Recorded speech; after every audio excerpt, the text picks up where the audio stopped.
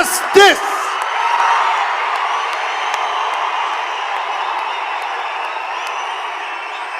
పవన్ కళ్యాణ్ ఎప్పుడు రికార్డుల కోసం ప్రయత్నం చేయాల.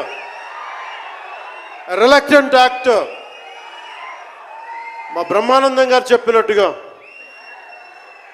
నేనేం కోరుకోలే, నేను ఒక యాక్టర్ అవ్వాలని కోరుకోలే, సగటు మనిషిగా బతుకుదామన్న ఒక్క ఆలోచన తప్ప నాలో ఏం లేదు. అలాంటిది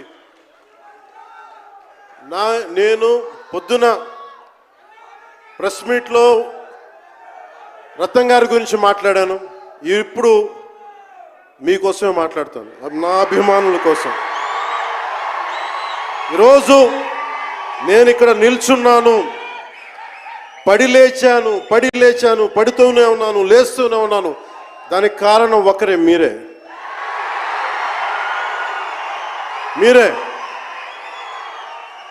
పడిపోయినా, కింద పడ్డా, లేచినా, ఉన్నా, అన్నా నీ వెంట మేము ఉన్నామని.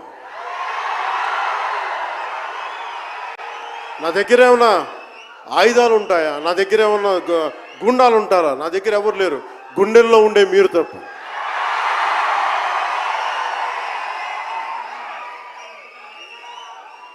దాదాపు నేను 96లో నా మొదటి సినిమా అక్కడమ్మ ఇక్కడబ్బాయి.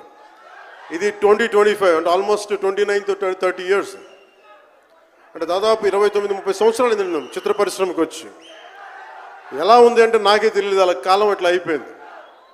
కానీ కొంత వయసు పెరిగిందేమో, కానీ గుండెల్లో చావు ఇంకా చావులకే బతికాం. ఇక్కడే సభలో సర్దార్ గబ్బర్ సింగ్ సినిమాకి మహబూబ్ నగర్ నుంచి వచ్చిన ఒక యువకుడి గురించి చెప్పాను, మన అభిమానులు ఒకటి గురించి చెప్పాను. అన్న నువ్వేమి ఇవ్వదు, ఒక హిట్ ఇవ్వన్నా చాలని. ఆ రోజు నేను భగవంతుని కోరుకున్నాను, నా అభిమానుల కోసం, నా కోసం కాదు కానీ ఒక హిట్ ఉంటే బాగుంటుంది అని కోరుకున్నాను. అది హరీష్ శంకర్ గబ్బర్ సింగ్ వల్ల తిరిగి వచ్చింది.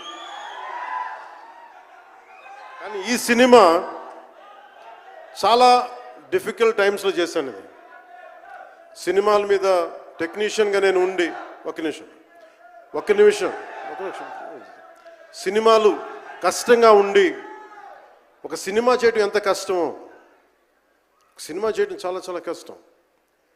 నేను మీతో పంచుకోదలుచుకున్నాను ఈ రోజున. మీకు సంబంధించి నేను మొదటి సినిమా నుంచి ఇప్పుడు దాకా జానీ సినిమా నేను చేసినప్పుడు అది ఫెయిల్ అయితే, ఆ సినిమా ఫ్లాప్ అయితే ఎలా ఉంది అంటే ఆ రోజు నా పరిస్థితి, వరుసగా హిట్లు కొట్టి కూడా ఒక్క సినిమా ఫ్లాప్ అయితే అందరూ మీరు వదలలేదు. నేను మీ గురించి ఎప్పుడు మాట్లాడతాను.